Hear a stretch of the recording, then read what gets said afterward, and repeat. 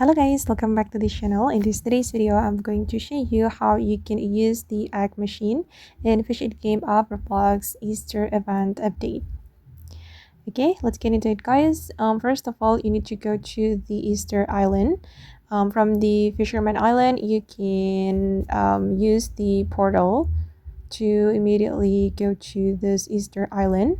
And you're going to find the egg machine. It's right here. Let me show you the location. Okay, this is the egg machine, and before you use the egg machine you need to collect peep. You can do fishing here guys, in the fishing area, and you need to collect peep.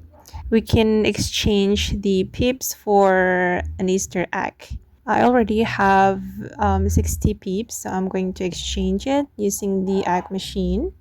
Okay, let's start to use this egg machine. I'm going to click on use. And for one Easter egg, we need 30 pips. Okay, and I'm going to exchange it one more time. I still have pips. Okay, and I got 2 Easter eggs.